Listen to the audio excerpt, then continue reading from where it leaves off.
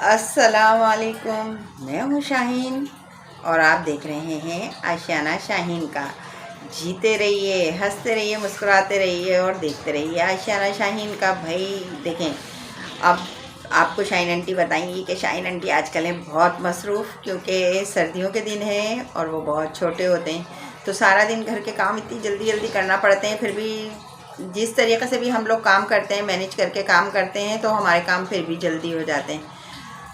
और जो है, लेकिन कभी कभी ऐसा होता है कि काम करने में हो जाती है बहुत ज़्यादा देर। अब जैसे आज है, आज मुझे बहुत ज़्यादा देर हो गई क्योंकि सर्दियां हैं ना, दिन छोटे हैं, और मैंने सोचा क्यों ना कच्ची हल्दी आ रही है तो उसका अचार डाल लूँ। तो फिर मैं अचार डालने के लिए बैठ गई थी कच्ची हल्दी का। अगर आपको चाहिए उसकी रेसिपी तो मुझसे ज़रूर कमेंट्स में बताइएगा, तो मैं आपको इंशाल्लाह ताला उसकी रेसिपी दिखाऊँगी कच्ची हल्दी के अचार की। और भाई आज मैंने सोचा मैं आपसे करूं बहुत सारी बातें, तो या कोई किस्सा सुनाओ, जैसे कि लोग कमेंट्स में कहते हैं कि भाई आंटी आप जो है ना हमें किस्से सुनाया करें, अच्छे अच्छे किस्से, इस्लामी किस्से, सबक आमोज़ वाक़यात। तो आज मैंने एक नागन और एक मालदार शख्स, जो कि बहुत ज़्यादा अमीर शख्स और लेकिन था थोड़ा लालची, थोड़ा नहीं बल्कि बहुत ज़्यादा लालची, तो इसलिए मैंने सोचा आज क्यों ना मैं आपको उस नागन का किस्सा सुनाऊं जो कि देती थी सोने के अंडे। अब जो शख्स लालची होगा ना और कोई उसे पता लग जाए कि भाई ये नागन है, इसका काम है डसना, लेकिन ये देती है सोने के अंडे, तो फिर वो उसके डसने को पर तवज्जो नहीं देगा। वो लालच की वजह से उस चीज़ को देखेगा जिस चीज़ से उसे फ़ायदा पहुंच रहा हो। इसी तरह एक शख्स का वाक़या मैं आपको सुनाती हूँ, जो कि बहुत बहुत ज़्यादा पैसे वाला था, बहुत अमीर था, लेकिन बेइंतहा लालची भी था और कंजूस भी था। वो किसी को अपनी हरगिज़ कोई चीज़ नहीं देता था, ना ज़कात देता था, ना खैरात देता था, बस उसे माल जमा करने का बहुत शौक़ था। और उसमें ना वो हर वक्त सोचता था कि मैं किस तरह जो है ना अपनी दौलत को बढ़ाऊँ, आगे बढ़ाऊँ। और औलाद में उसके सिर्फ़ और सिर्फ एक बेटा था। घर में एक नौकर था, एक बकरी थी, एक घोड़ा था, और इस तरह की चीज़ें थी जो उसके काम आ सकती थी। बाकी वो किसी से ज़्यादा मिलना जुलना पसंद नहीं करता था। अपने रिश्तेदारों को जो कि गरीब थे उनको हरगिज़ मुँह नहीं लगाता कि वो ऐसा ना हो कि कोई मुझसे मदद मांगने आ जाए और फिर मुझे उसकी मदद करनी पड़े। तो वो लालच करता था बहुत ज़्यादा। एक दिन वो किसी काम से बाज़ार गया, तो वहाँ पर उसने एक नागन देखी, जो कि जो बेच रहा था, जो मालिक था नागन का, वो कहने लगा कि भाई ये है तो नागन, लेकिन सोने का अंडा देती है। तो अमीर शख्स ने सोचा, मालदार शख्स ने सोचा कि क्यों ना मैं इसको ख़रीद के अपने घर ले जाऊं। और जब मैं इसे ख़रीद कर अपने घर ले जाऊंगा ना, तो भाई सोने का अंडा तो रोज़ाना मुझे मिल जाएगा, और फिर मैं वो सोने के अंडे जमा कर लूँगा, और जब मेरे पास बहुत सारा सोना हो जाएगा तो मैं हो जाऊँगा बहुत ज़्यादा अमीर।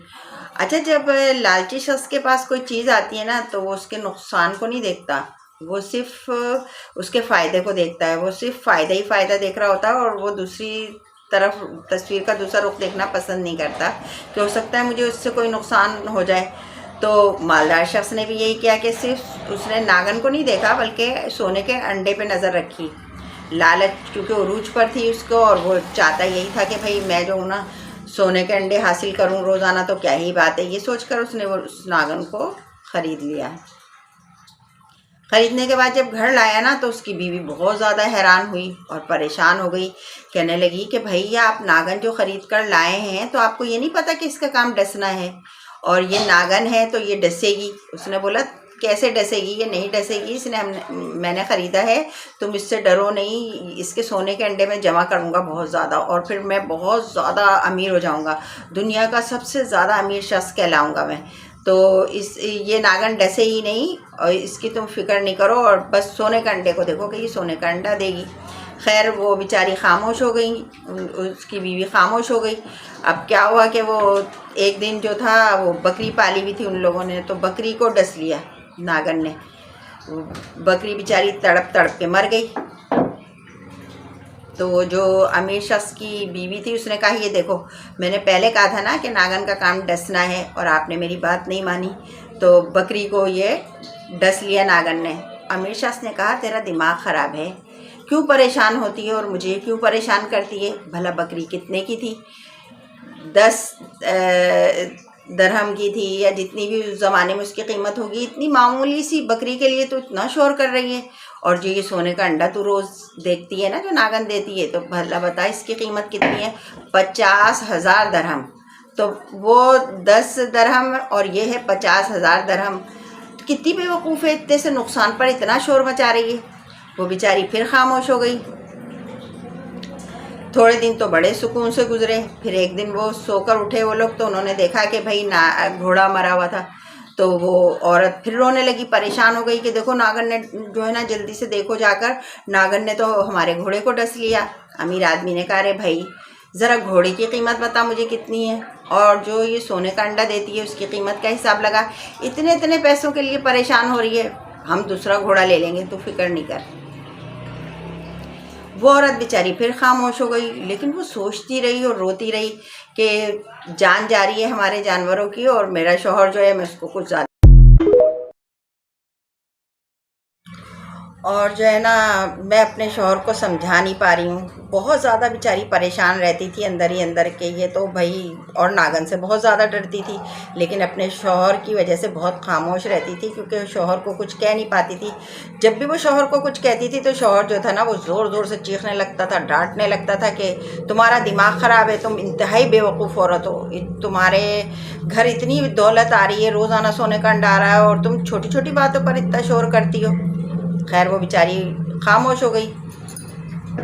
थोड़े दिन तो बड़े सुकून से गुजरे, बहुत अच्छे गुजरे। उसके बाद क्या हुआ, एक दिन अचानक उसका जो मुलाजिम था ना, वो तड़पने लगा और चीखने लगा। जब वो भाग के गई वो औरत, तो उसने देखा कि भाई ये तो नागन ने डस लिया है, और वो चीखें मार रहा था मुलाजिम। नागन डस चुकी थी और चीखें मारने के बाद वो मर गया।